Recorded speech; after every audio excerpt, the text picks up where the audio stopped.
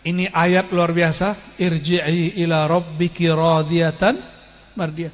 Wahai jiwa yang banyak menyebut nama Allah, wahai jiwa yang suka berzikir mengharumkan majlis dengan zikrullah, wahai jiwa yang berjuang untuk berzikir kepada Allah, engkau dapat undangan dari Allah yang engkau sebut-sebut namanya.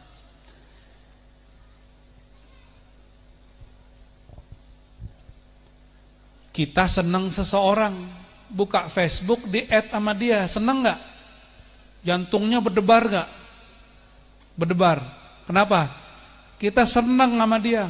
Itulah keadaan orang yang berdebar-debar kolbunya ketika disebut nama Allah.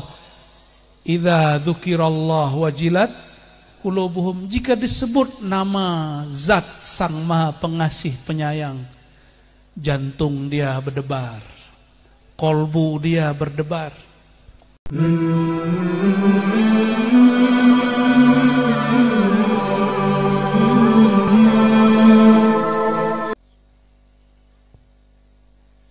Assalamualaikum warahmatullahi wabarakatuh.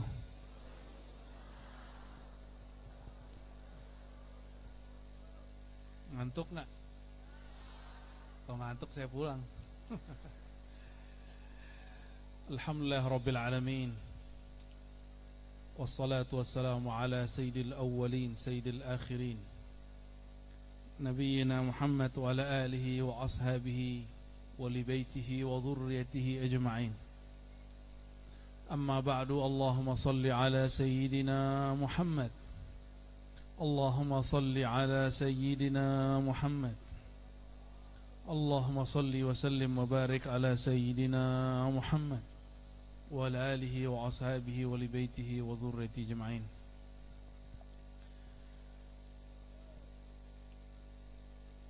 Pengersa Abah Anwar Fasih Al-Qadiri An-Naqsyabandi, semoga Allah lancarkan perjuangannya, amin. Allah besarkan nur kalimatullah di kampung ini, di negeri ini, di negara kita insyaallah. Dan semua para kiai dan siapapun yang di kolbunya ada cinta kepada Allah dan Rasulullah, salam ta'zim, salam cinta dari kami. Mohon maaf gak bisa sesemangat beliau. Saya baru turun dari Kalimantan ya, langsung dicegat sama si Norman ini ya. Ternyata mahasiswa saya dulu, nakal tapi soleh. Semoga Allah Ta'ala melancarkan juga urusannya, amin ya rabbal alamin. Puji syukur kepada Allah Subhanahu wa Ta'ala. Kalau bukanlah dulu pernah berjumpa di alam ruh sana, tentu kita tidak berjumpa juga di alam ini.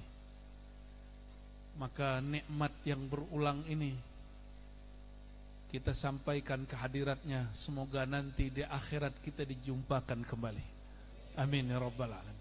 Jangan dikira di sorga orang kawin-kawin mulu, enggak, ngaji, di sorga ngaji. Orang di sorga yang makomnya baru kawin-kawin itu bosan, mintanya apa? Ini yang ngasih nikmat kawin ini siapa? Maka orang-orang yang sudah mendapatkan nikmat zikir di dunia, mereka sudah ngajinya lebih tinggi. Semoga pertemuan ini Allah ulang kembali nanti di sana, amin ya rabbal alamin. Orang kira kalau udah mati gampang ketemu Allah, ketemu Rasul. Sorry, ketemu kiai aja sulit. Benar gak? Ketemu orang viral aja sulit, apalagi Allah yang maha viral. Sulitnya bukan main. Apalagi ketemu Rasulullah Sallallahu Alaihi Wasallam. Maka mumpung masih di dunia, baca salam kepada beliau, beliau pasti jawab. Kalau nanti sudah di akhirat, sulit ketemu beliau. Kita di sorga mana, beliau di sorga mana. Maka kita sampaikan kepada beliau, Allahumma salli wa sallim wa barik ala sayyidina Muhammad wa ala ali sayyidina Muhammad. Seperti doa beliau tadi. Alhamdulillah masih bisa ngaji ya. Alhamdulillah. Teman-teman kita tidak hanya di Palestina, di Suriah. Suriah itu sudah lebih dari 10 tahun konflik. Palestina juga sama, tapi berhenti ulang. Ini lagi gencatan. Kita nggak tahu sampai kapan juga. Semoga orang-orang yang berjuang dan gugur di sana, Allah kuatkan batin mereka. Yang gugur Allah jadikan syuhada. Amin ya rabbal alamin. Al-Fatihah. Bismillah.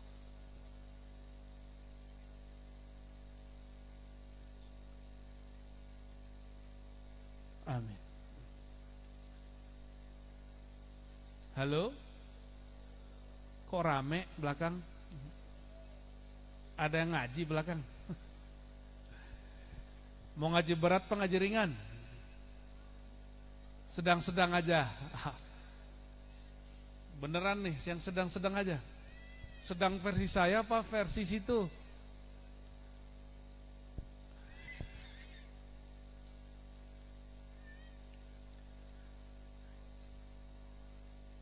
Baik, kita pelan-pelan ya.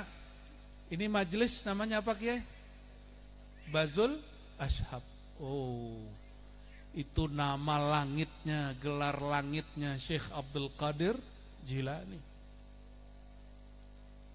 Jadi Syekh Abdul Qadir itu Bapak Ibu, saudara-saudariku, punya gelar. Tidak hanya doktor gak laku sama beliau. Abuya gak laku. Gelarnya apa? Al-Bazul Ashab. Itu gelar yang Allah turunkan dari langit. Loh kok ada orang dapat gelar dari langit? Inilah yang disebut oleh Syekh Abdul Qadir Jilani dalam kitab Al-Ghunyah. Apa kata beliau? Kalau seorang murid, ini sudah jadi murid belum? Harus jadi murid dulu. Mau dapat nama di langit nggak? Ini bukan ilmu bid'ah. Ini ilmunya Syekh Abdul Qadir Jailani. Kata beliau di ujung kitab Ghunyah, Risalah Tasawuf. Orang yang ingin dapat nama di sana, kata beliau, seorang murid apabila dia telah mencapai maqam murad. Nah, apa arti murad? Murid itu orang yang berkehendak mencari jalan kepada Allah. Kalau murad, Allah yang berkehendak kepada dia. Murid dia yang menyebut nama Allah. Tapi kalau murad, Allah sebut-sebut nama dia. Halo dek, disebut sama kekasih, seneng gak namanya? Seneng? Halo para jomblo, jangankan jomblo, udah nikah aja disebut namanya sama yang sebelah. Senengnya bukan main, bener gak? Itu baru disebut makhluk. Ini yang nyebut kita Khalik. Sayyidina Ubay ibn Ka'ab dipanggil sama Nabi SAW. Apa kata Nabi SAW? Hei Ubay, innallaha amarani, ya. Innallaha amaraka, Allah nyuruh kamu untuk baca ayat. Kata Ubay, Sammani Rabbi, apakah Allah menyebut namaku wahai Rasulullah SAW? Nangis Ubay. Karena Ubay kenal kepada Allah Subhanahu wa ta'ala. Kita namanya disebut oleh orang yang kita suka. Mungkin gak menyukai yang tidak dikenal? Mungkin gak? Maka cinta itu kenal dulu baru cinta. Ini korban perjodohan kali ya? Belum kenal udah jodohin. Emang begitu? Kalau mau cinta, kenal dulu. Ini syaratnya. Man arafa nafsahu faqad arafa rabbahu. Siapa yang kenal dirinya, barulah dia bisa jatuh cinta kepada Tuhannya. Itu terjemahan barunya.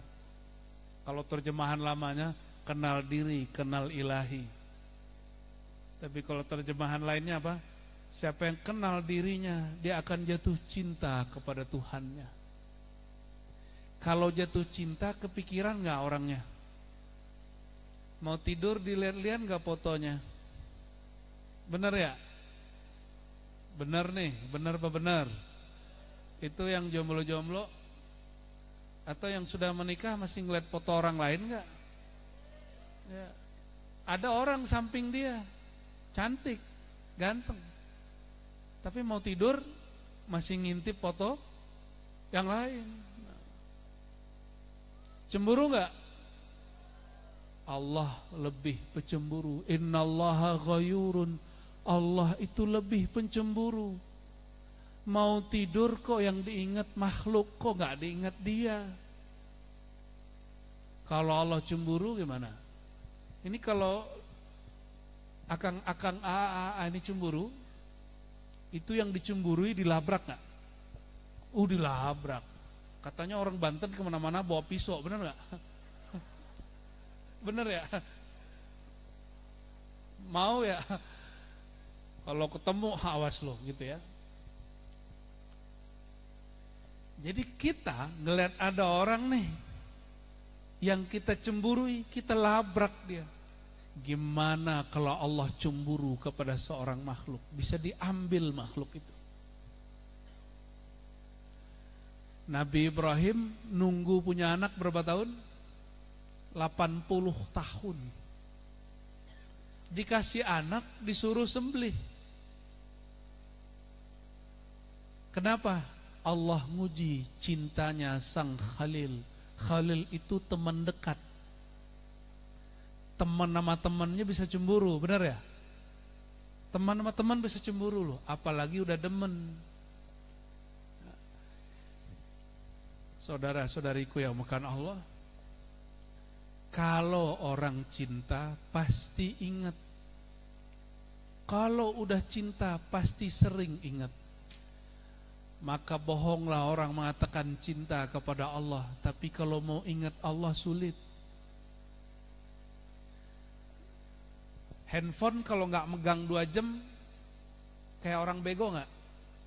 Bener, serius nih, bener. Kalau megang tasbih nggak megang tasbih 2 jam kayak orang bego nggak?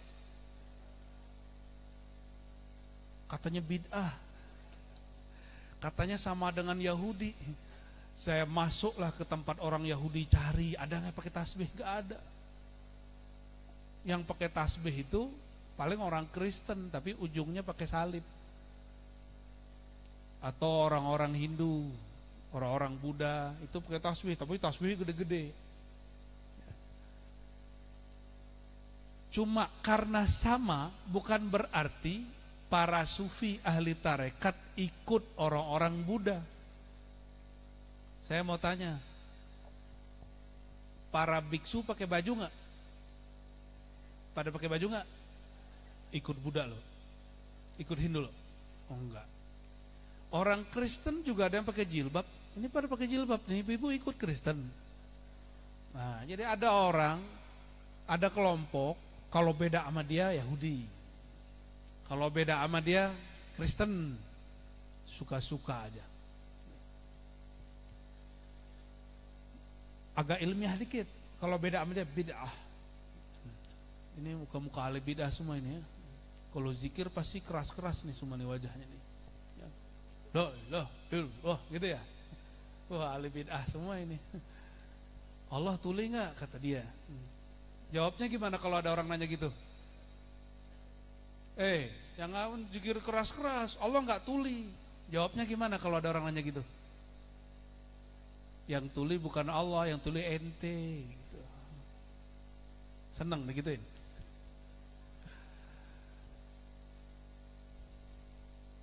Itu belum serius itu ya. Belum serius itu. Saya belum baca ayat kok. Kalau udah baca ayat baru serius ya. Mau ayat apa ya dibaca ya? Yang cocok untuk Bazul Ashab itu.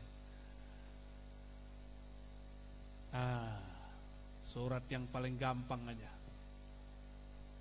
Bismillahirrahmanirrahim. Hafal nggak ujung surat Al-Fajr? A'udzubillahi minasyaitonir rajim. Ya ayyatuhan nafsul mutmainnah. Apa? Coba lanjutin. Irji'i ila rabbiki radiyatan mardiyah. Fadkhuli fi ibadi wadkhuli jannati. Nah, ini materi kita malam ini. Ya ayyatuhan nafsul mutmainnah. Ya ayyatuha, duhai an-nafs, jiwa. Pada punya jiwa enggak? Bener. Jangan-jangan ini mayat berjalan nih. Serius loh. Yang ngomong Nabi loh sallallahu alaihi wasallam. Hadis Bukhari, apa kata Nabi Muhammad sallallahu alaihi wasallam? Mathalul ladzi yadhkur rabbahu wal ladzi la yadhkur rabbahu kamathalil hayyi wal mayyit. Perumpamaan orang yang zikir dengan tidak zikir seperti orang yang hidup dengan yang mati. Banyaklah hari ini bangkai berjalan. Ya, jadi lebih menyeramkan orang begitu daripada kuburan. Tapi anehnya orang begitu takut sama kuburan. Padahal kita takut sama dia. Serem. Ya. Gimana hadis tadi? Perumpamaan orang yang zikir dan tidak zikir. Satu zikir, satu tidak zikir. Yang zikir hidup, yang tidak zikir mati. Dalam pandangan siapa? Dalam pandangan Allah Subhanahu wa taala. Dan yang kedua, kekasih-kekasih Allah. Makanya banyak aulia-aulia enggak berani natap muridnya. Enggak berani natap orang awam. Karena kadang-kadang dia lihat bukan manusia yang lewat. Kalau ada orang murid tamak yang kelihatan babi. Kalau ada murid orang awam emosinya tinggi yang kelihatan guguk. Guguk bahasa orang sini apa? Tuh ya, sebut aja sendiri ya. Yang pemalas tapi banyak makan namanya apa? Hah? Kucing. Malunya malu-malu kucing. Habis makan lagi ya kan. Habis makan dia makan lagi, tapi malu-malu. Nah, sifat pemalas itu kucing itu. Kadang-kadang para aulia itu dia melihat di masjid ya, orang sholat tapi batinnya tidak bersama Allah Subhanahu wa taala. Ya, saya husnuzon yang hadir malam ini kolbunya hidup dengan zikir. Kenapa? Karena ada majelis Bazul Ashab. Kalau diterjemahkan agak halus, perumpamaan orang zikir dengan tidak zikir seperti rumah ada lampunya dengan rumah tidak ada lampunya. Kata Nabi SAW, "Nawwiru buyutakum bis salati wa tilawatil Quran." Beri cahaya rumahmu dengan solat. Solat isinya zikir dan baca Quran. Imam Ghazali mengatakan apa? Rumah hakiki bukan itu, bukan ini, bukan semen. Rumah hakiki adalah dirimu sendiri. Pasti udah ada yang ke Eropa, lihat mimpi. Di Eropa bangunannya bagus, gereja, tapi sudah jadi museum, nggak ada orang yang masuk. Ada gereja dijual jadi masjid. Jadi yang hilang itu salibnya, bangunannya persis seperti gereja. Kita nggak benci Kristen ya, nggak boleh benci Kristen ya. Kenapa? Dia lahir nggak milih. Orang lahir tuh nggak bisa milih jadi orang Kristen, jadi orang Islam. Memang lahirnya begitu. Tapi setelah dia dewasa, dia wajib memilih. Itu rame sono. Anak-anak bocah-bocah biarin ya. Bocah-bocah punya alam sendiri dia. Cuma kalau yang ono-ono tuh rame, wah saya baru heran tuh ya. Kalau anak-anak rame di masjid aman nggak? Aman. Tapi kalau bapak-bapak rame di masjid, kita curiga udah kembali ke zaman kanak-kanak. Allahumma sholli ala Sayyidina Muhammad. Gereja jadi masjid, intinya bukan pada bangunan, tapi pada orang di dalam apa yang dia baca. Ada orang dia pegang Quran, pegang tasbih, bukan yang dia pegang yang penting, tapi isi kolbunya apa. Maka sebenarnya Baitullah hakiki itu bukanlah bangunan, bukan masjid, bukan majelis, tapi Baitullah hakiki adalah kolbu yang berzikir kepada Allah Subhanahu wa ta'ala. Kalau ada cahaya, ini kalau cahaya begini, ini hewan-hewan pada datang nggak? Ya, apa yang biasa datang tuh apa tuh? Kalau ada gula, semut datang nggak?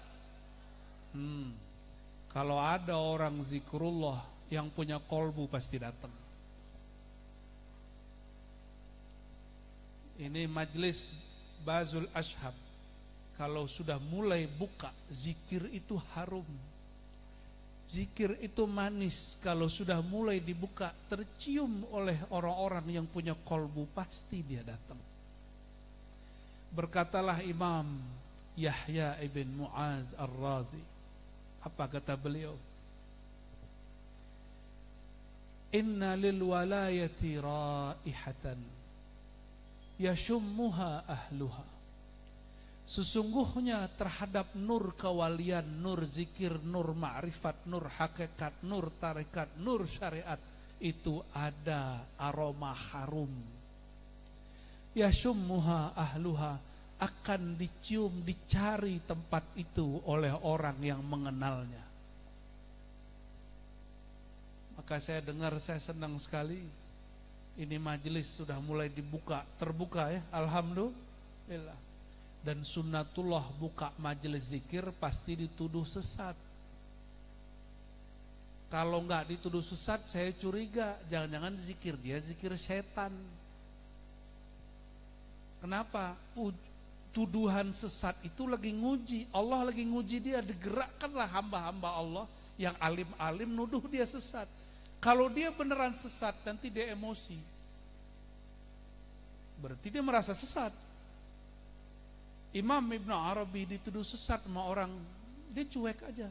Murid-murid lapor, ternyata ada murid tukang adu domba. Ini hati-hati ya.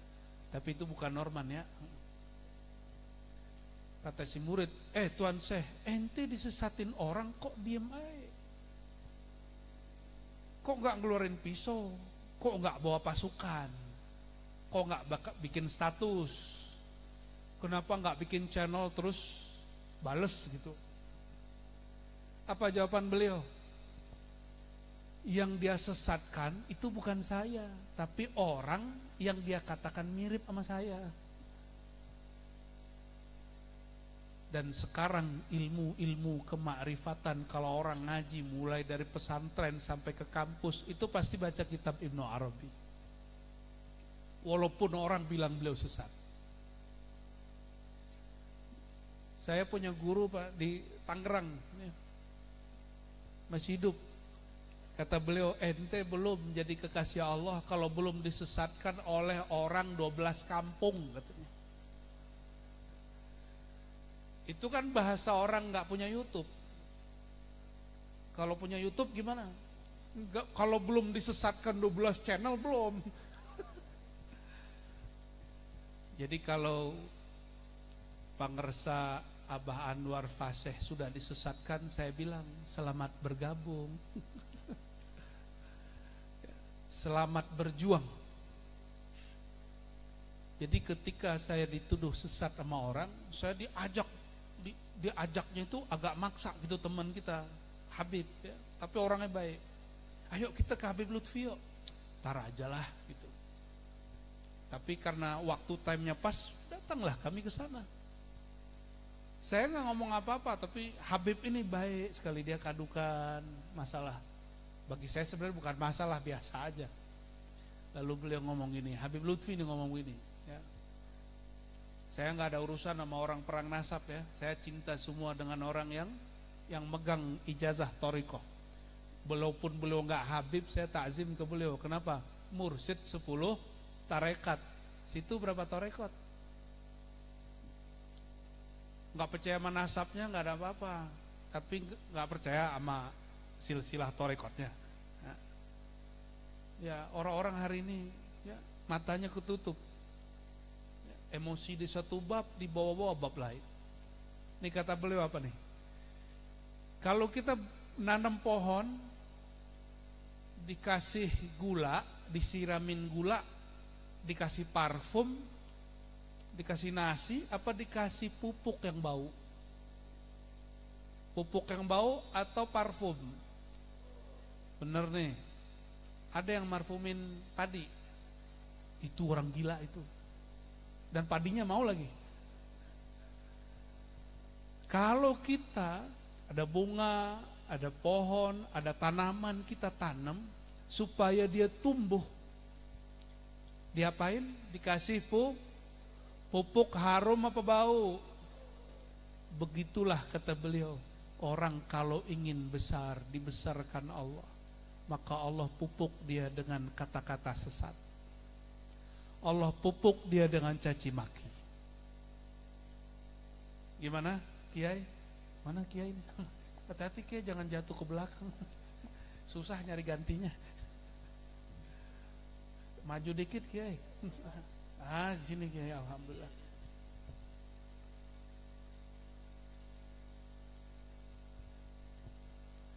Nah gitu, bersamain kita-kita. Cuma jenggotnya lebih panjang dari saya. Alhamdulillah, berarti saya lebih muda kan? Alhamdulillah. Ya. Kalau pelawak yang nonton siapa? Kalau pelawak hadir yang nonton siapa? Orang yang pengen cari hiburan ketawa. Kalau kiai ahli zikir yang ikut siapa? Orang yang punya kolbu. Maka saya beri kabar untuk diri saya sendiri dan antum semua yang mau hadir di majlis, terutama Bazul Ashab, tanda kolbunya masih hidup. Alhamdulillah dong, bukan amin. Sekarang lagi sensitif. Ntar kita bilang amin, kita dibilang kesono. Kita bilang nggak amin, sholatnya jadi masalah. Waladhdallin 01, 02, 03 gitu. Allahumma sholli ala Sayyidina Muhammad. Jadi kata Imam Yahya ibn Mu'az Ar-Razi apa? Sir, rahasia kewalian, ilmu, syariat, tarekat, hakikat, ma'rifat, ilmu zikir. Itu ilmu walaupun ditutup, disembunyiin, pasti ada orang yang kenal dengan aromanya dan pasti orang cari. Pertama ada orang buka toko, dia jual barang-barang yang asli, berkualitas. Ama orang toko sebelah, dia lihat ini saingan, dituduh nggak?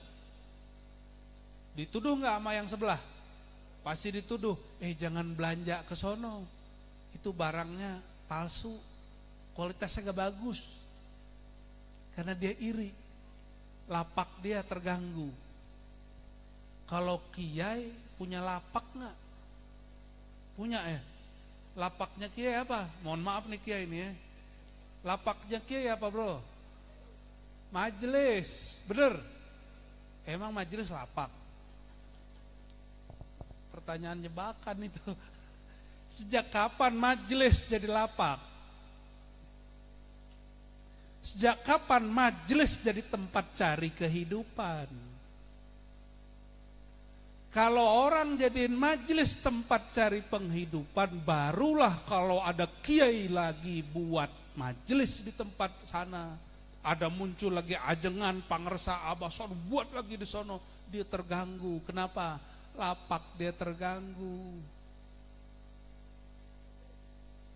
Kalau majelis jadi lahan hidup, lahan bisnis.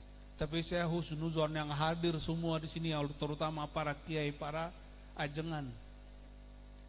Beliau-beliau tidak menjadikan majelis sebagai lahan bisnis, lapak, enggak. Kiai-kiai itu udah beres. Kenapa? Allah kita waktu belum lahir siapa? Allah yang sekarang kita sembah, sama enggak? Yang ngasih rezeki kita sekarang sama besok sama enggak? Bener. Ini yang galau kalau ninggalin anak istri. Kalau kita hidup, kerja, nyariin untuk anak istri, yang jamin Allah apa kita? Kita mati, yang jamin anak istri kita siapa? Masih risau, masih galau. Gak usah galau. Rezeki itu dua. Ada rezeki yang mencari, yang dicari. Ada rezeki yang mencari tuannya. Yang di depan saya kayaknya banyakan yang nyari nih. Ya bener ya. Sama kayak orang, ada yang nyari jodoh, ada yang dicari. Ya jodoh kan bagian dari rezeki.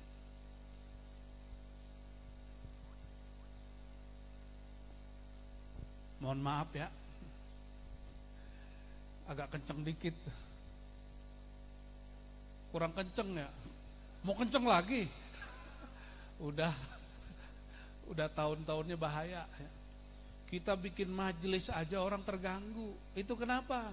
Dia nganggap majelis itu tempat nyari kehidupan. Itu masalah kolbu.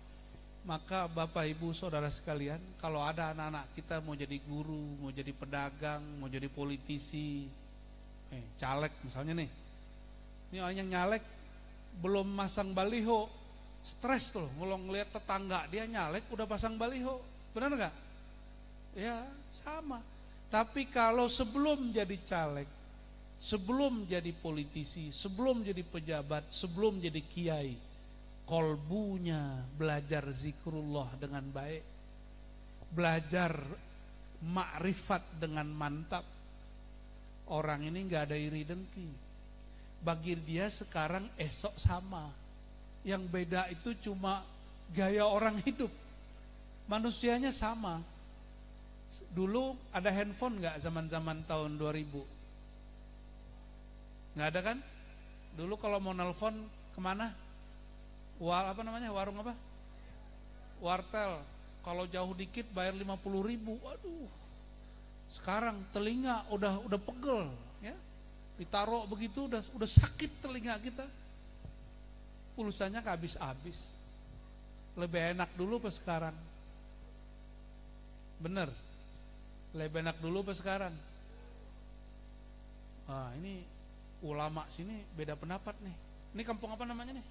Meng, Cilisung, kampung Cilisung berbeda pendapat. Ada yang bilang zaman dulu lebih enak.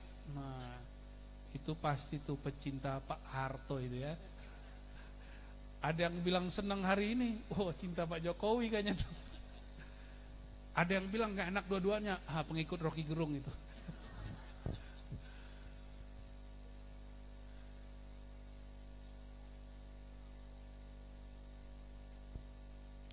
Ini durian ada buahnya gak? Ada? Bener? Bener tuh? Coba, itu durian tuh ada buahnya kan? Nah, kalau itu dipetik sebelum masaknya, enak gak?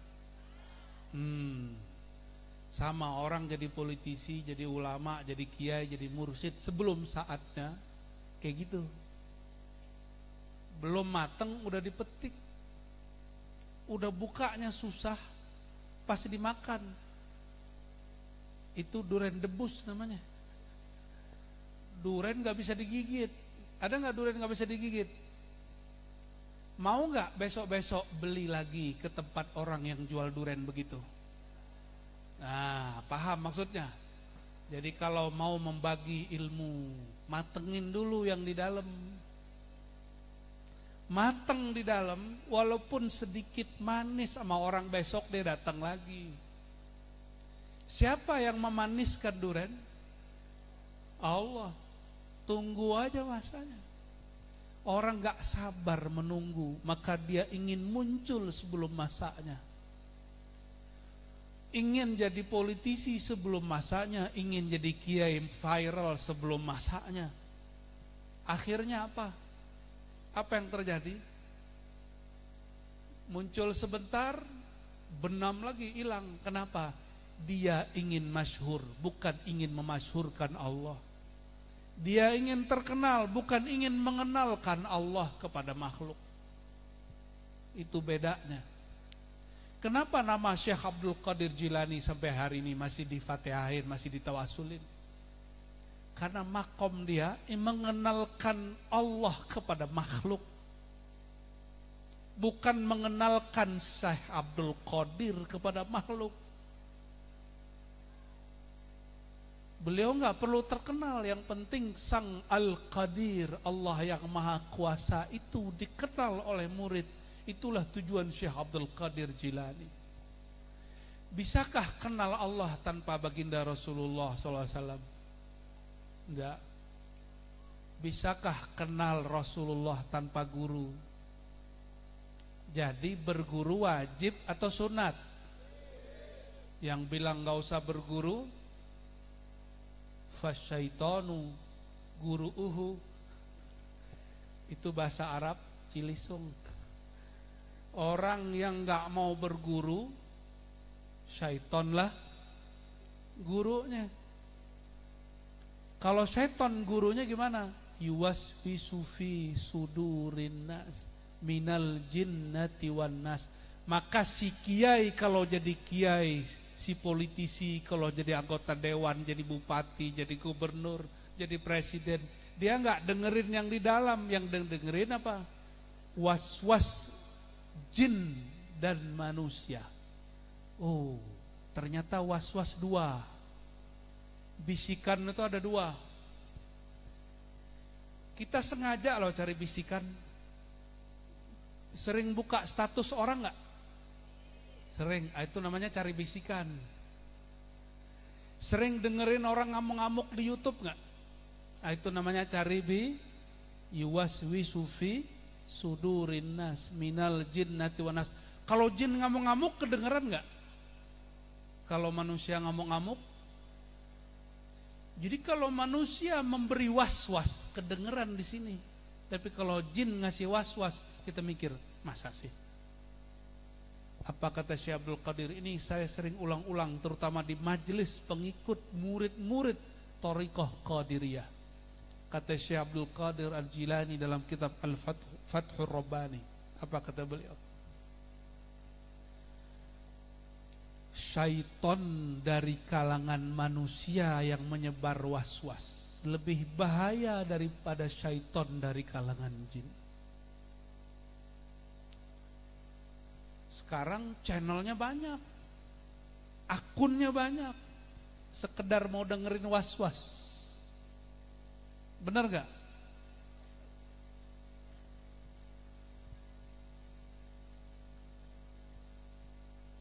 Ini ada yang lucu. Nah, saya nggak mau bela diri, tapi dikabarin temen.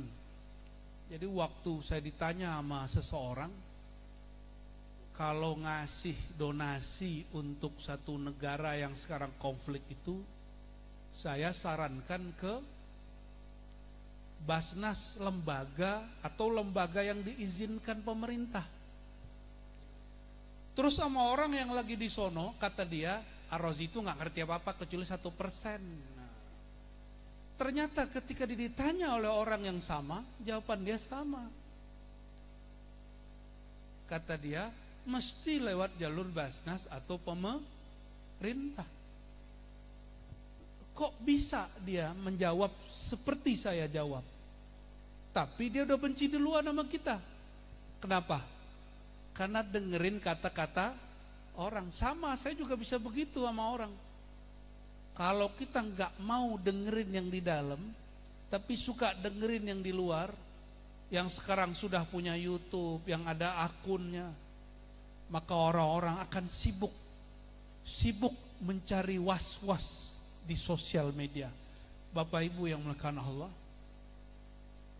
ini zaman sekarang semua maksiat ada. Semua alat maksiat ada.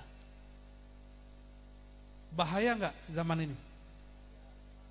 Coba yang hidup zaman 80, 90. Ada nggak YouTube? Dulu orang kalau mau nonton kayak gitu tuh ada layar gitu, layar tancap. Bener nggak? Ya. Coba enakan lihat situ apa sini? Dulu orang mohon maaf mau nonton film jorok, sulitnya bukan main. Tapi sekarang kalau mau nonton film jorok kemana? Cukup ke kamar buka sendiri, bener nggak? Allahu Akbar. Ada di kantong. Maka jangan heran kalau semua musibah dari zaman awal muncul dunia ini sampai sekarang Allah kumpulkan pada masa ini. Tapi nggak usah khawatir. Semua ilmu dari zaman Nabi Adam sampai zaman Nabi kita Muhammad SAW, bahkan para wali-wali yang ada sebelum kita, Allah kumpulkan di masa ini. Nah, ini kabar gembiranya. Jadi kabar gembiranya apa? Semua ilmu ma'rifat yang Allah turunkan dari zaman Nabi Adam sampai kemarin sore, sampai zaman wali sebelum kita, wali 9, Allah kumpulkan di masa ini.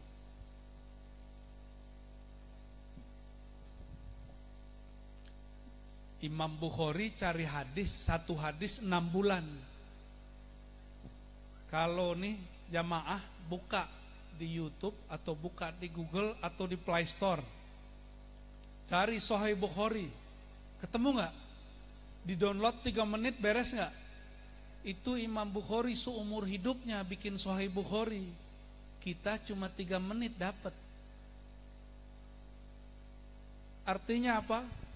Nyari ilmu, nyari makrifat mudah di zaman ini. Saking mudahnya orang nggak tahu nilai ilmu itu tinggi. Maka sering juga kami sampaikan perkataan seorang imam dahulu, Imam Ibn Arabi. Ada 3 hal yang mudah di akhir zaman. Salah satunya ilmu. Yang kedua, yang mudah di akhir zaman, jadi kekasih Allah. Jadi wali Allah gampang sekarang. Tapi jadi wali setan juga gampang. Yang ketiga, haji umroh gampang. Kejadian gak sekarang nih 3 ini? Mau jadi wali Allah gak? Gampang loh ya. Kata Imam Junaid, tasdiq ulumina wilayatun sughra. Percaya ilmu ini jadi wali, tapi wali kecil. Percaya gak sama ilmu zikir? Ilmu tarekat? Ilmu hakikat? Ilmu ma'rifat? Percaya gak? Insya Allah jadi wali, tapi masih wali kecil. Tasdik namanya. Apa artinya? Tasdik, membenarkan. Tapi di atas tasdik ada namanya taslim. Apa di atas tasdik? Taslim itu apa? Kalau tasdik percaya sama ilmunya, kalau taslim menerima ilmu itu pada sosok hamba Allah Ta'ala. Contoh nih, ada orang seumuran sama Kiai Fasih nih. Dulu mungkin pernah nyolong rambutan gak Kiai? Pernah ya? Udah jujur. Jadi kata temannya yang juga jadi kiai atau jadi jamaah atau jadi orang kaya hari ini ngomong nih, siapa? Si Fale jadi kiai. Dulu nyolong rambutan sama aneh.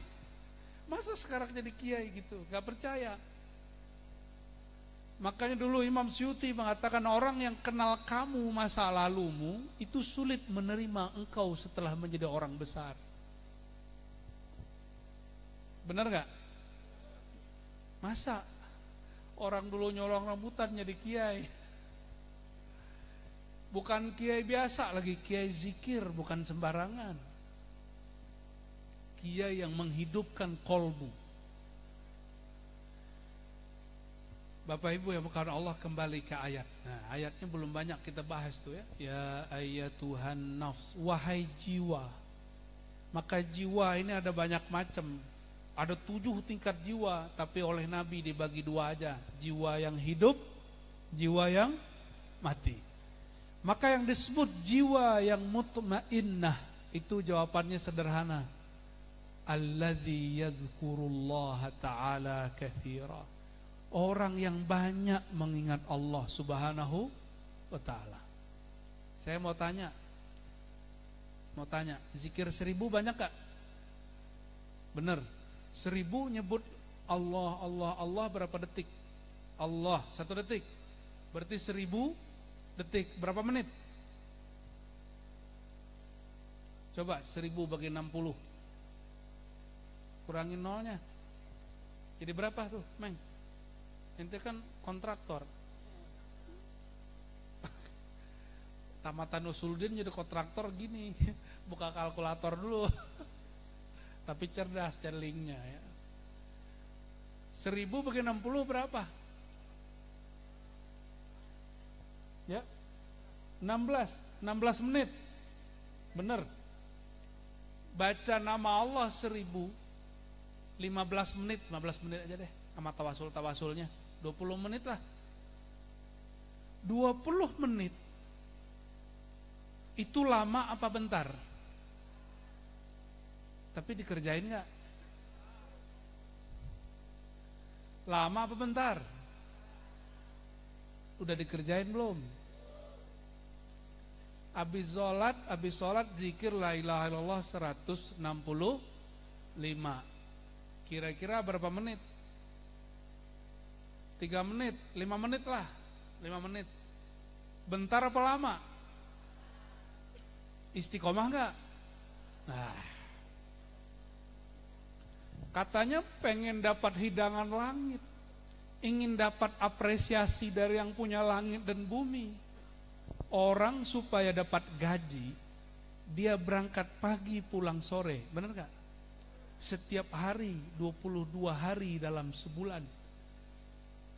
Kalau ada orang ingin dapat hidangan, ingin dapat apresiasi gaji dari langit, nah ini bahasa kasarnya begitu, tapi cuma mengetuk pintu langit sekali sebulan, itu pun cuma 5 menit sekali sebulan, kira-kira turun gak hidangan dari langit? Gak bakal.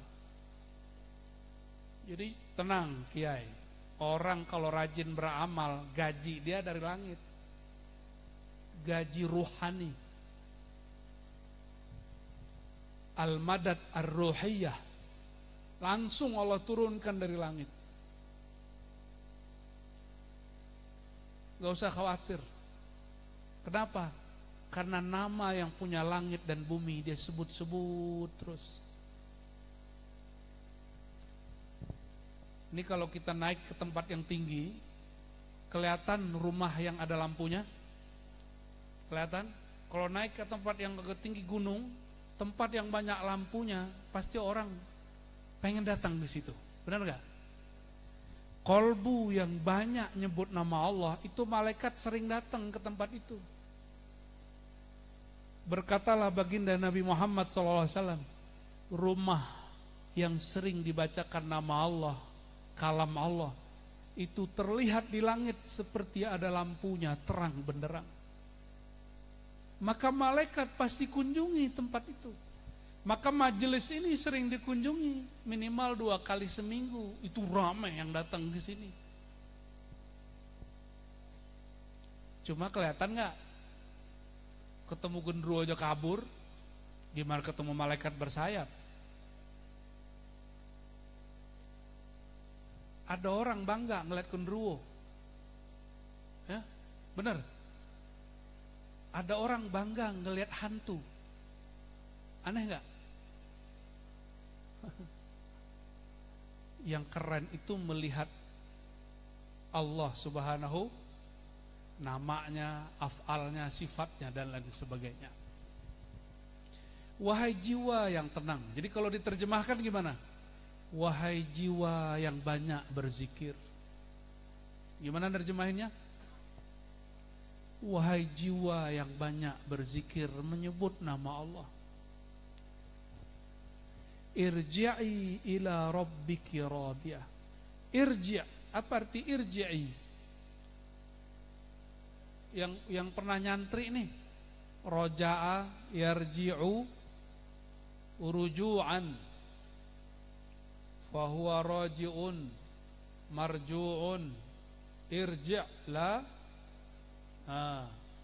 Irji' apa yarja'? Irji' karena dari Quran. Apa arti irji'? Pulanglah. Coba perhatiin kalimatnya. Irji'i, hei jiwa yang sudah sering berzikir, pulanglah.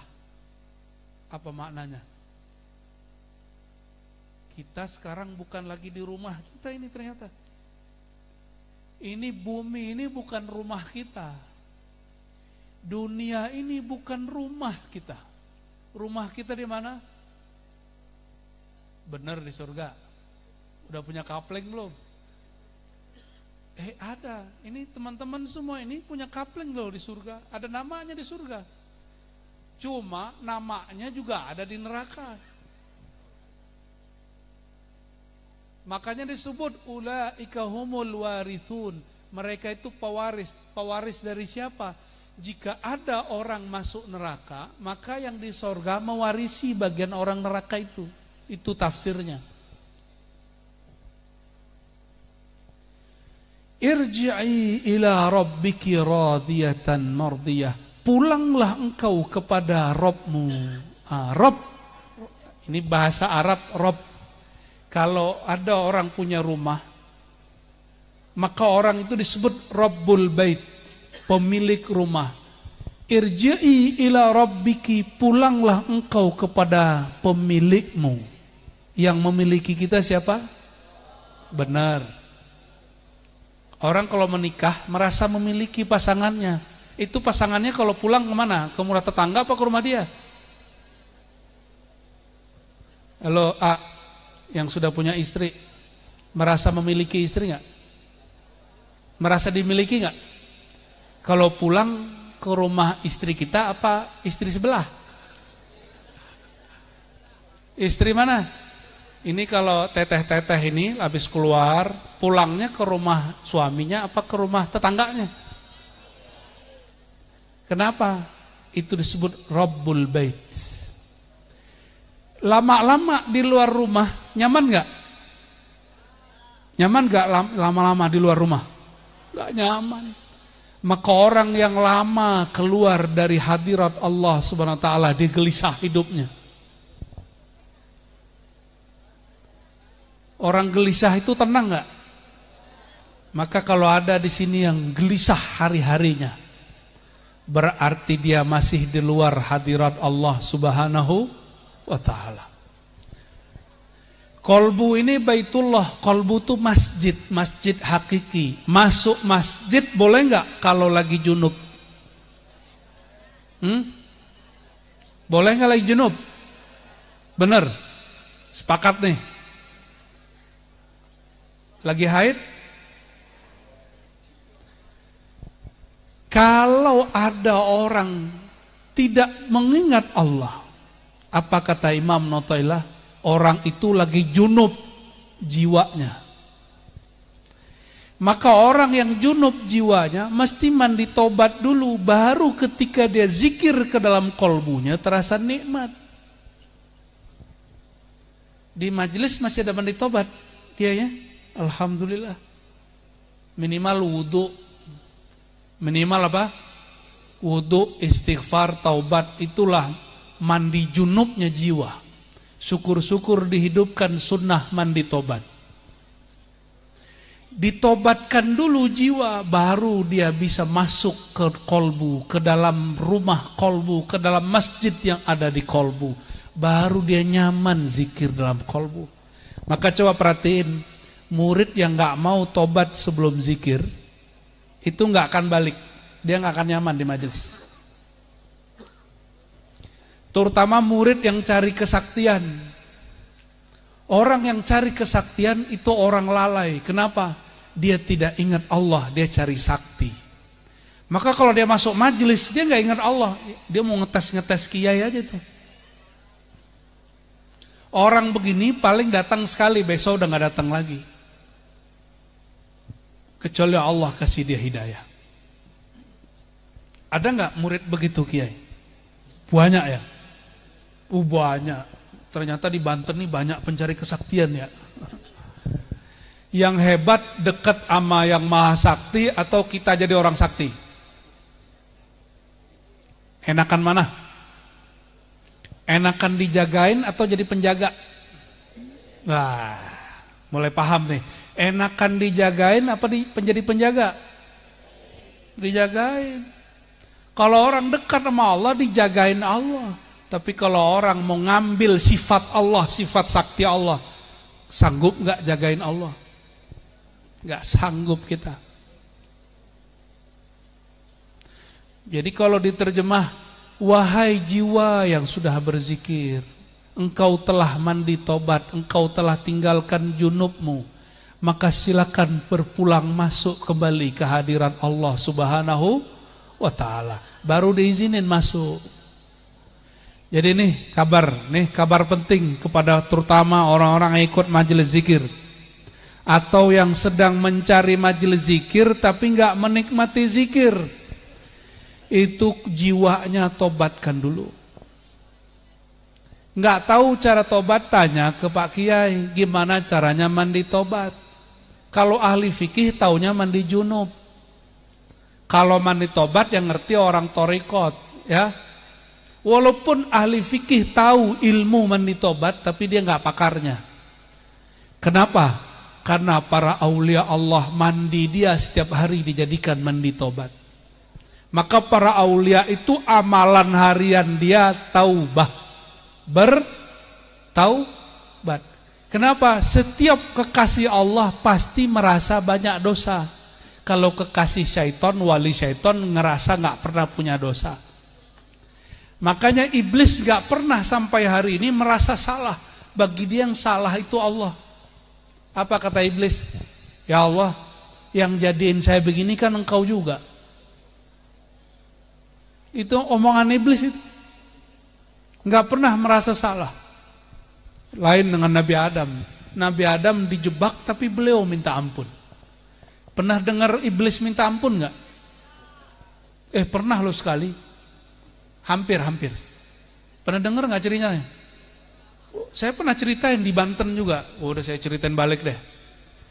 Datanglah iblis yang dulu debat sama Allah, debat sama malaikat, debat sama Nabi Adam. Ini debatnya lebih jago dari debatnya Rocky Gerung. Apa kata si iblis? Iblis datangnya ke Nabi Musa. Menurut dia, kalau Nabi Bani Israel kayaknya ada perubahan sama Nabi Adam gitu. Maka dia datang ke Nabi Musa. Musa. Ada namanya Musa gak? Ada namanya Musang? Musa, mungkin gak aku tobat? Jadi iblis pernah mau tobat sekali. Musa, kalau aku tobat kira-kira diterima gak? Iblis pernah insaf sekali. Karena iblis kagum melihat cerdasnya Nabi Musa. Apa kata Nabi Musa? Oh bisa. Ini aku tunjukin caranya. Maka berangkatlah mereka ke suatu tempat. Sampai di setempat ada gundukan tanah. Kalau gundukan tanah berarti apa dong? Kuburan. Kata Nabi Musa, iblis, nih kuburan kakek gua, Nabi Adam. Kalau kamu mau tobat, coba sujud dulu ke dia. Apa kata iblis? Musa, Jangankan dia sekarang yang sudah berkalang tanah, dulu dia masih hidup, masih gagah, aneh gak mau sujud, apalagi udah masuk liang kubur. Tuh tambah sombong iblis, bener gak? Jadi kalau ada yang ngomong ini sampai mati saya gak akan sapa dia gitu, ada yang ngomong begitu gak sama temannya? Itu teman saudaraan sama dia tuh ya. Udah jam berapa? Jam 12 belum? Udah ya? Wih bener, jam 12, dikit lagi lah ya. Ini ayat tadi makna pertamanya apa? Pulanglah kepada pemilikmu. Jadi mohon maaf nih ibu-ibu, teteh-teteh ya, yang punya suami, kita itu bukan kita. AA, ini yang punya istri itu bukan kita. Siapa yang punya? Allah. Maka istri-istri nggak usah cemas suaminya keluar kerja ya. Apakah dia akan berpindah ke lain hati? Nggak usah khawatir. Serahkan dia kepada yang punya. Siapa yang punya suami kita? Allah. Udah selesai. Pulang-pulang nggak akan cemburu, nggak akan ngecek-ngecek macam-macam ya. Yang bikin orang itu gelisah kalau dia tidak menyerahkan sang makhluk ini kepada yang punya.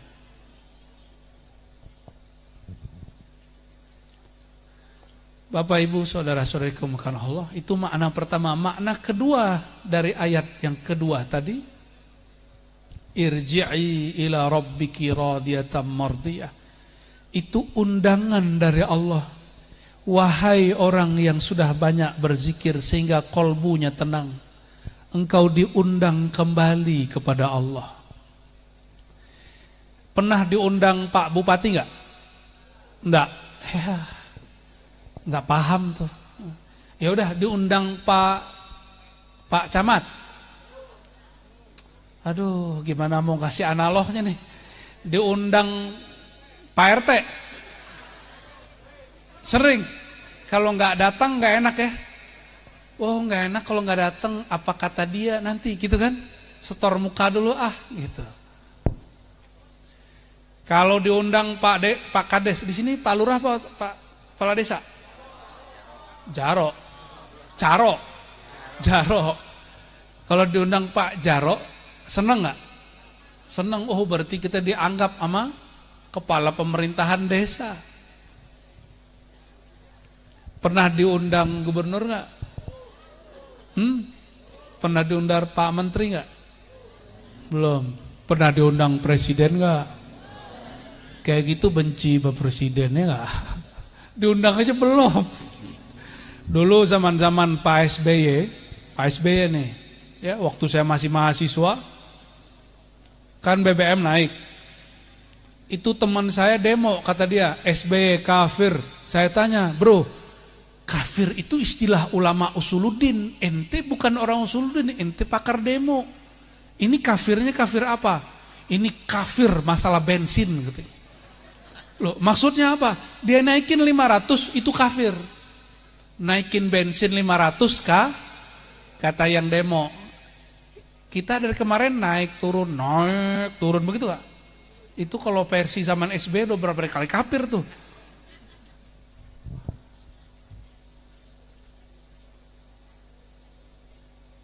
Diundanglah itu yang demo ke istana.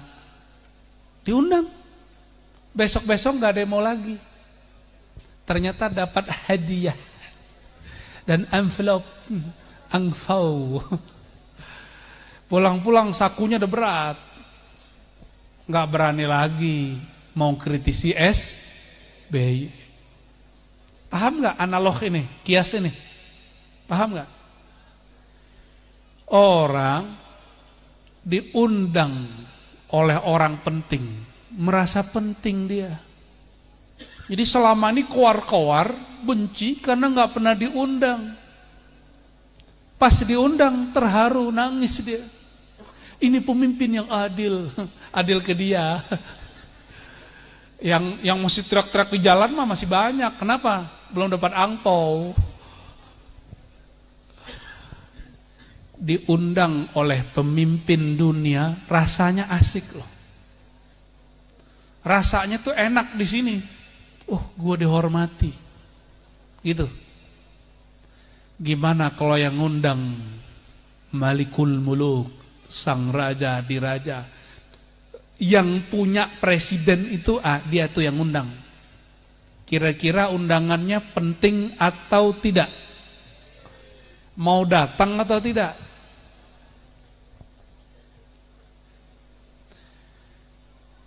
Sudah mulai kebayang? Ini ayat luar biasa. Irji'i ila rabbiki radiyatan mardiyah. Wahai jiwa yang banyak menyebut nama Allah, wahai jiwa yang suka berzikir mengharumkan majlis dengan zikrullah, wahai jiwa yang berjuang untuk berzikir kepada Allah, engkau dapat undangan dari Allah yang engkau sebut-sebut namanya.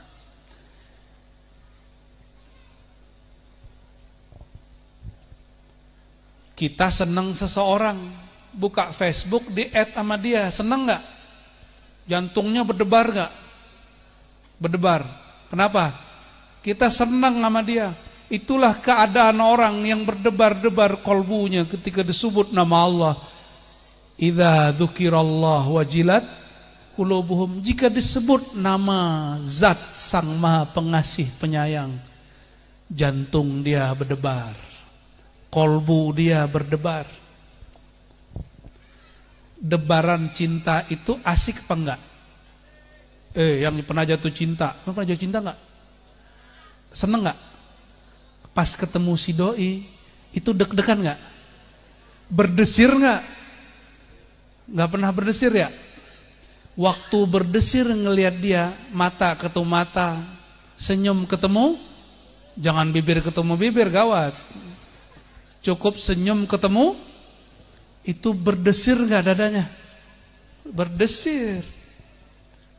Apalagi dapat salam dari dia. Assalamualaikum AA. Waalaikumsalam Teteh. Waduh, itu Facebook sama Instagramnya udah goyang itu. Yang goyang padahal kolbu dia. Bayangkan kalau kita kenal dia, dia kenal kita, kita berdebar, ingin ketemu dia. Tiba-tiba dia undang datang. Datang gak? Datang. Kenapa orang masih males datang ke majelis zikir? Karena belum kenal sama yang ngundang. Oleh karena itu wajib belajar ilmu ma'rifatullah supaya zikirnya nikmat.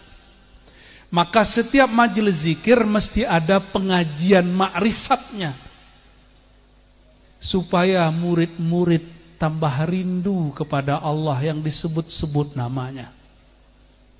Ya. Dan saya lihat majelis ini ada majelis zikirnya, ada majelis pengajiannya, benar ya? Alhamdulillah. Ya. Mulai bedah-bedah kitab kita. Insya Allah, ya, kalau umur saya panjang nanti ke depan kalau datang saya bawa kitab. Kitabnya Syekh Abdul Qadir Jilani. Tapi belum janji ya. Insya Allah aja nih. Insya Allah.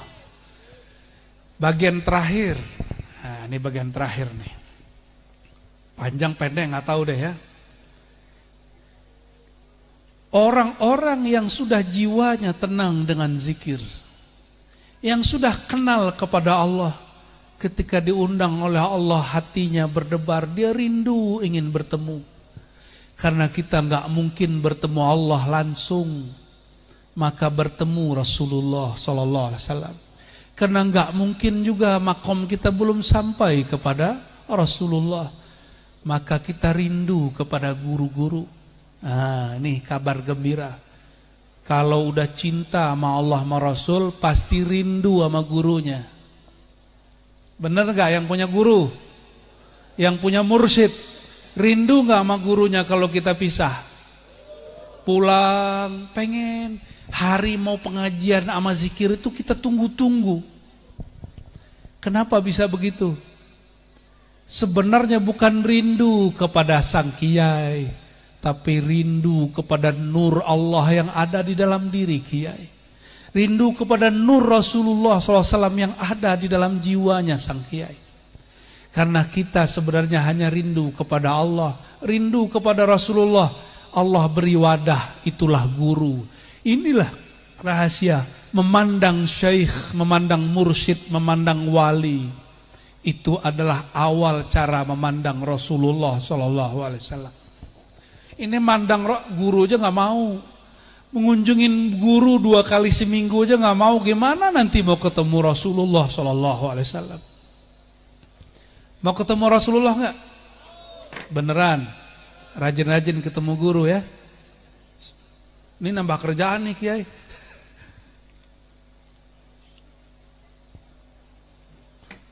Terjawab kenapa rindu kepada guru? Karena sebenarnya kita rindu kepada Allah yang nurnya terbit dalam kolbu guru. Kita rindu kepada Rasulullah yang mana nurnya sudah melimpah dalam diri guru. Maka disebutlah 2 sifat di belakangnya, radiyah, mardiyah, sebagai hal. Dengan penuh keridhaan, maka Allah pun ridho kepadamu. Ada satu kaidah, ana inda dhanni abdi, aku menurut persangkaan hambaku. Jika hambaku ridho, aku ridho. Halo, masih sama saya enggak? Masih di majelis Bazul Ashab enggak? Bener nih. Coba jangan berisik, dikit lagi ya. Apa arti ridho? Ridho artinya apa? Rela, itu mah terjemahannya. Ridho bahasa Arab, rela bahasa Indonesia. Apa arti ridho? Ikhlas, ikhlas mah di atas ridho. Beda makom. Ridho, mau tahu? Istiwa'udz dzammi wal madhi, istiwa'ul hulwi wal murri. Dipuji, dicaci rasanya sama, disenengin, disusahin rasanya sama. Udah ridho belum sama pasangan? Orang udah ridho sama pasangan, maka dia nggak keberatan untuk kerja membanting tulang. Itu karena sudah ridho. Maka si istri juga bilang, udah kerja sana, aku rawat yang di rumah, aku tinggalin di kerjaanku, aku nggak pakai ijazahku. Ada perempuan begitu? Ada juga yang mereka sepakat, udah kita saling bekerja. Kalau sudah ridho, selesai. Ridho itu menerima apa adanya. Orang ridho ketika berkorban nggak merasa berkorban. Udah punya guru bener? Udah punya guru? Udah berkorban belum untuk majelisnya guru?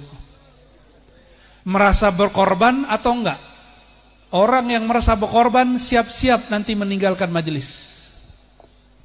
Karena nanti dia kalau tersinggung dia ngomong gini, aneh, udah berkorban banyak untuk majelis ini, nggak dihargai. Disitulah muncul perceraian rumah tangga. Kata si suami, saya, kalau bahasa kasarnya aku Sunda itu aing gitu ya. Aing udah kerja banting tulang, patah hati, nggak dihargai di rumah. Udah cerai saja kita. Si perempuan udah capek merawat anak di rumah, ya, udah kucel mukanya, udah nggak sempat lagi bedakan, nggak dihargai sama suaminya. Apa kata dia? Pulangkan aku ke rumah bapakku. Begitu nggak? Kalau sudah nggak ridho begitu. Tapi orang kalau ridho gimana?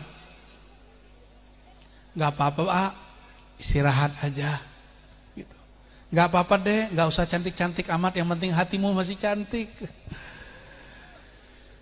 Sok sweet. Jadi radiyah, ridho kepada Allah. Ridho kepada Allah mesti dimulai dulu ridho kepada Rasulullah sallallahu alaihi wasallam. Ridho kepada Rasul mesti dimulai ridho pada guru. Ini ada murid ngomong gini, ada murid, coba dengerin, ini penting sekali.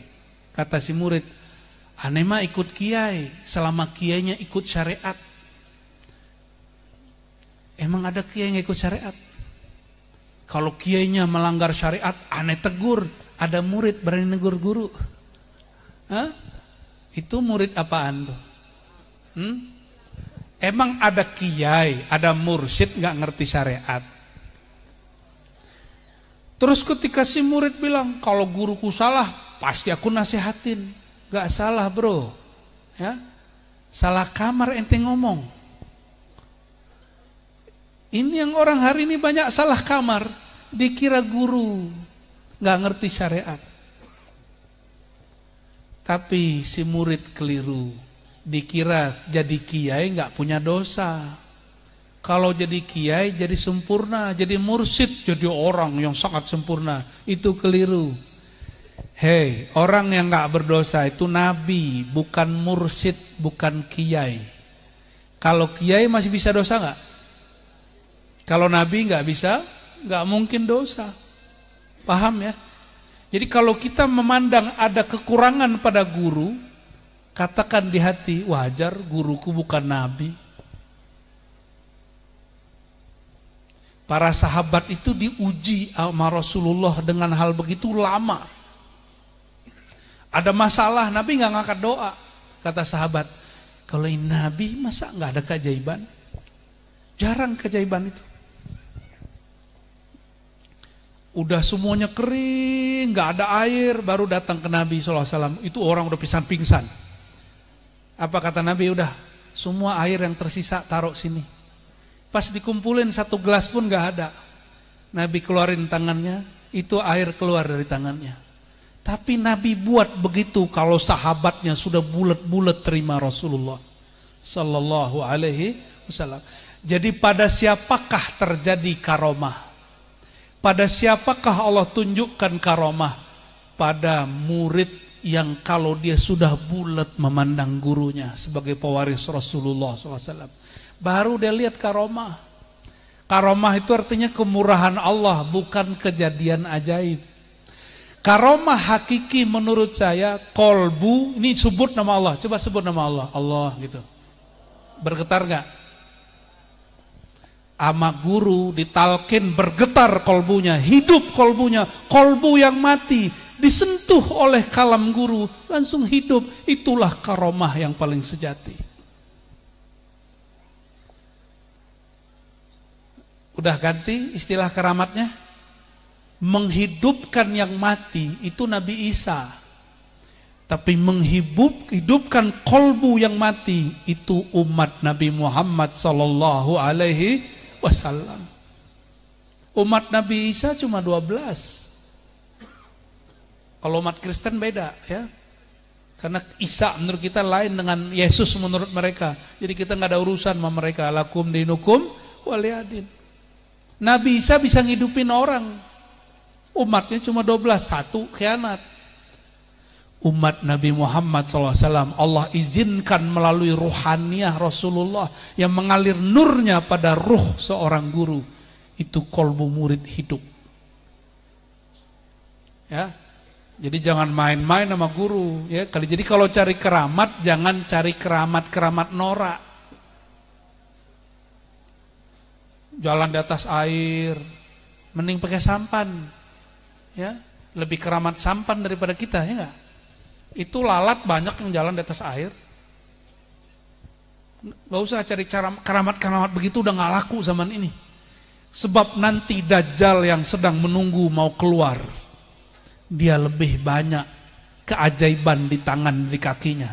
Dia bilang, hei awan, jangan hujan, itu berhenti itu hujan. Lebih sakti dari mursyid kalau urusan begitu. Tapi Dajjal gak bisa menghidupkan kolbu yang mati. Gak bisa. Ada seseorang datang kepada Dajjal.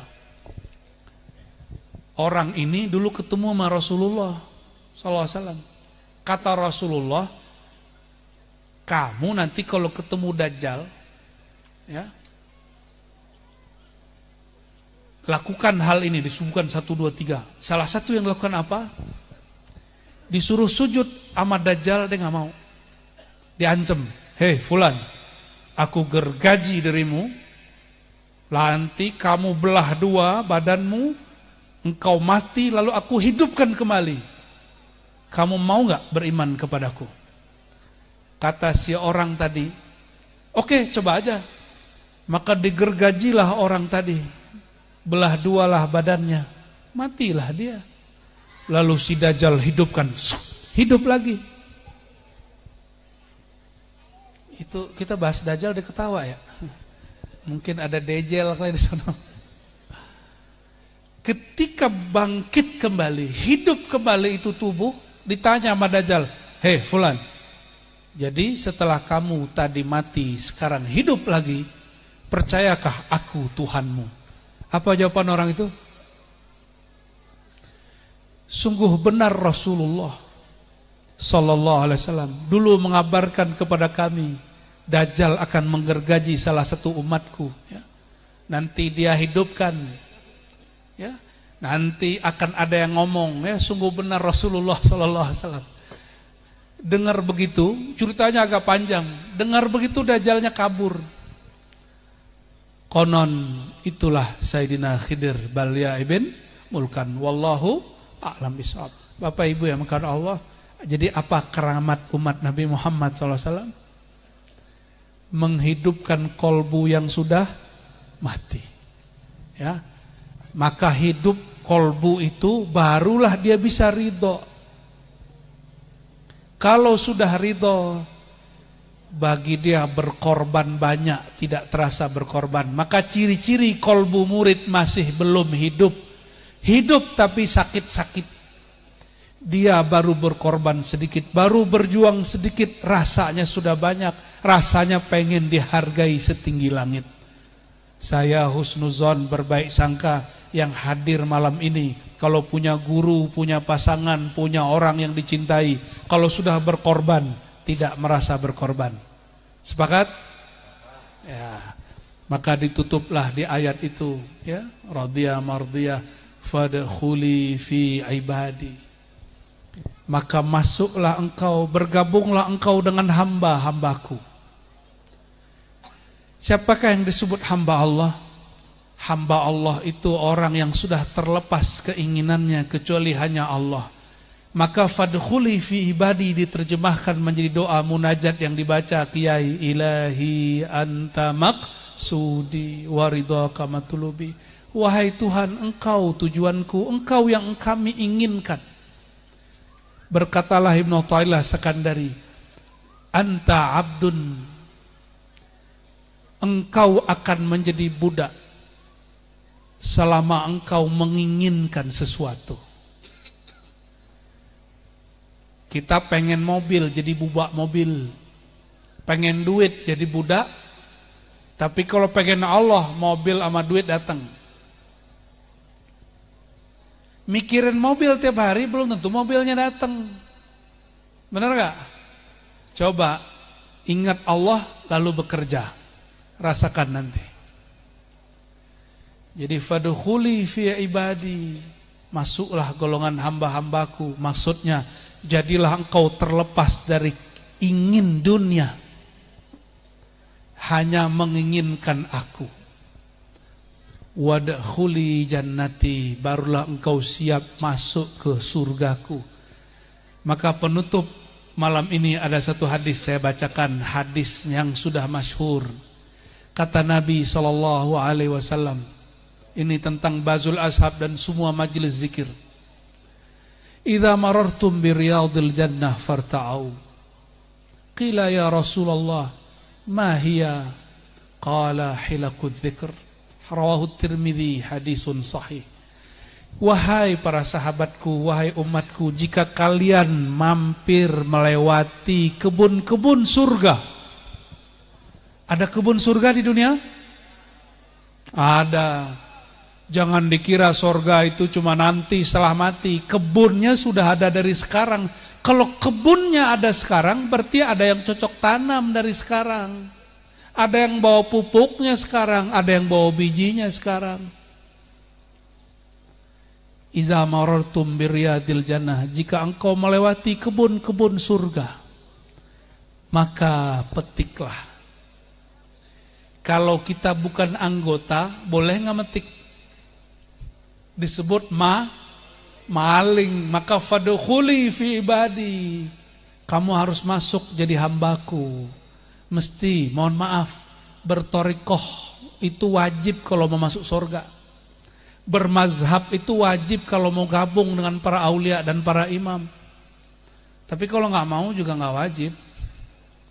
Ya. Ditanya sama sahabat, wahai Rasulullah, apakah itu kebun surga? Apa jawaban beliau? Majelis zikir. Maka itu majelis zikir di pandangan ahli ma'rifat kelihatannya kebun surga, bukan dunia, bukan Cilisung. Yang kelihatan apa?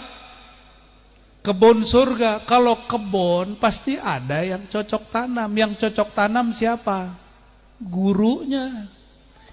Yang dicangkul siapa? Yang masih keras dikasih riyadhah yang keras. Disuruh puasa, disuruh riyadhah, disuruh bangun, disuruh muti, disuruh tirakat. Itu kalau tanah masih kasar langsung ditanamin padi nggak? Diapain dulu? Dibajak dulu, dihalusin dulu. Jadi kalau guru masih ngasih riyadhah, berarti guru lihat ini kolbu masih ada kerasnya. Lebih keras dari batu, maka mesti dicincang-cincang, mesti dihaluskan. Kalau murid nggak mau dihaluskan selama-lamanya, biji makrifat kalimat Allah, la ilaha Allah tidak tumbuh di dalam kolbu. Jadi kalau guru bilang kamu puasa aja. Guru bilang kamu kurangi makan ini, kurangi. Kamu bangun malam hari, bangun. Gak bangun, qadha besok. Disuruh zikir ketinggalan, qadha di waktu yang lain. Allah kan maha pemaaf, tenang aja. Paham kenapa punya riyadhah, punya tirakat? Itu bukan beban, berarti kolbunya sedang disiapkan menjadi taman-taman surga. Jadi taman itu ada di sini. Itu yang lagi dicangkul sama guru kita. Maka Nabi mengatakan baiti jannati, rumahku, surgaku. Bukan bangunan itu, tapi kolbunya. Kolbuku ini adalah surgaku.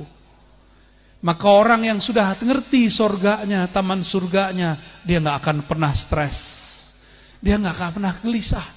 Dia sudah tahu bahligai di dalam dirinya.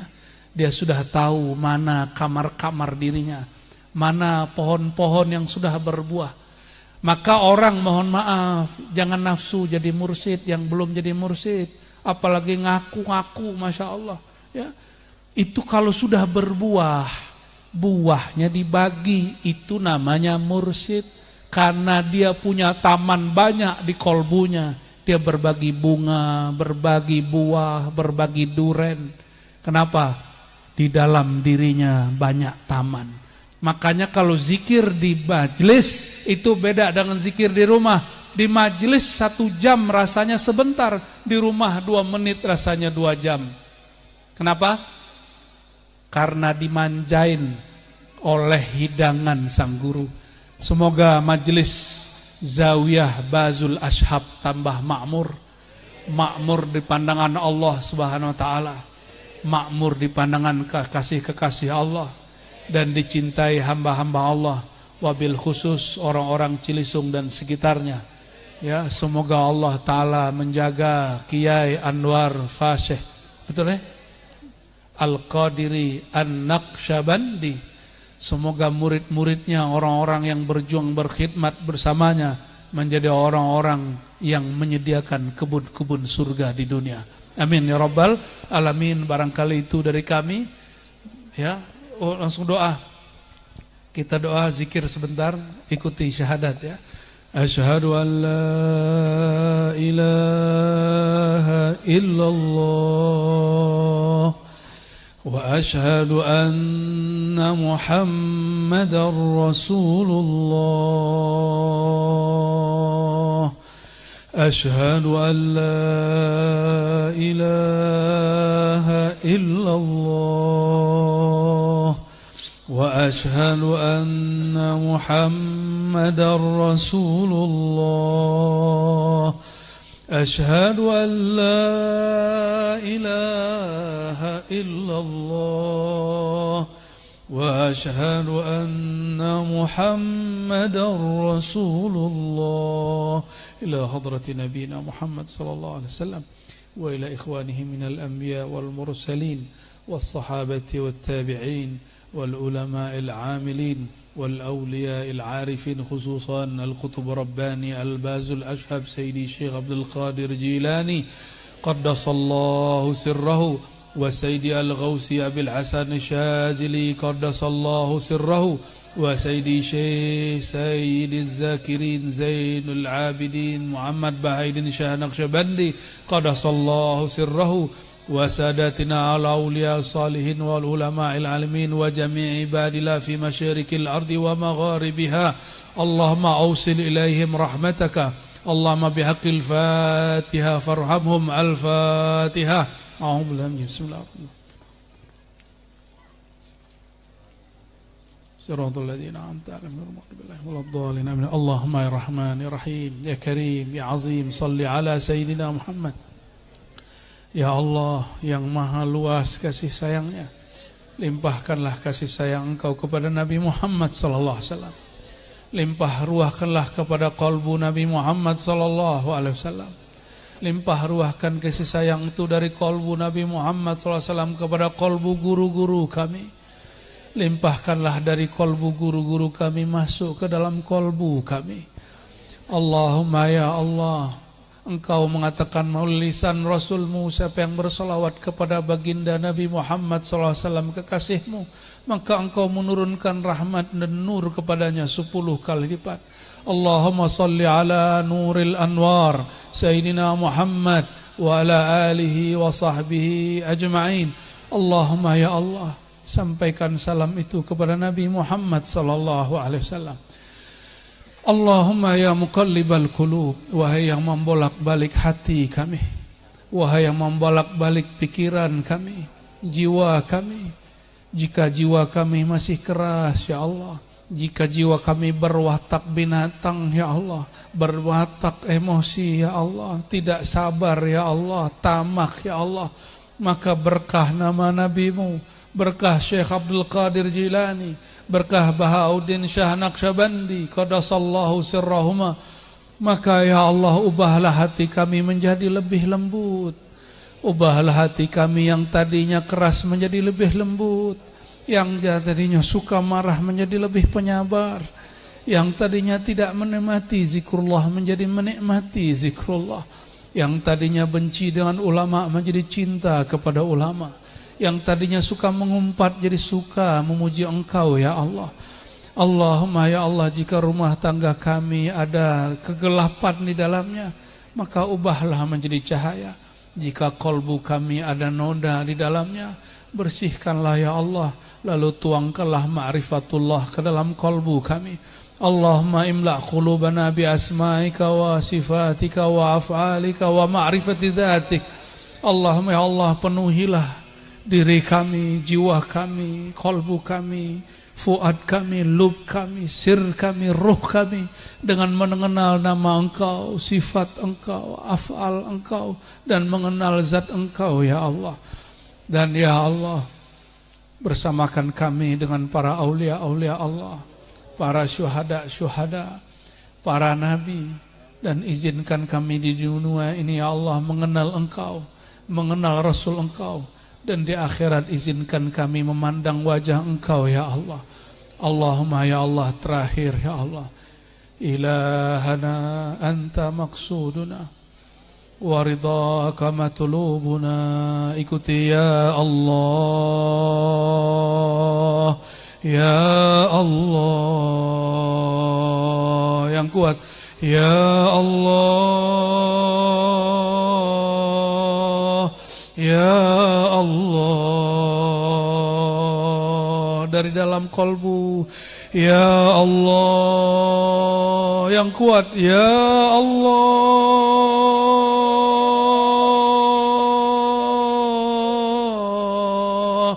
Ya Allah, bihaqqi Sayyidina Muhammad sallallahu alaihi wasallam, istajib da'awatina, istajib da'awatina, iftah qulubana, waj'alna min ibadika salihin, waj'alna mimman radita anhu. Allahumma ja'al anfusana mutmainnah, radiyah mardiyah, kamilah arifah bika wa binabiyyika Muhammad sallallahu alaihi wasallam. Rabbana atina fid dunya hasanah wa fil akhirati hasanah wa qina adzaban nar. Wa sallallahu ala sayyidina Muhammad walhamdulillahi rabbil alamin. Al-Fatiha. Bismillah. Ya Rasul. صراط الذين أنعمت عليهم غير المغضوب عليهم ولا الضالين. آمين آمين يا رب العالمين. استجب دعواتنا بالسر الفاتحة وبسر سيدنا محمد الفاتح الخاتم. سبحان ربك رب العزة عما يصفون وسلام على المرسلين والحمد لله رب العالمين. سبحانك اللهم وبحمدك أشهد أن لا إله إلا أنت أستغفرك وأتوب إليك. السلام عليكم ورحمة الله وبركاته.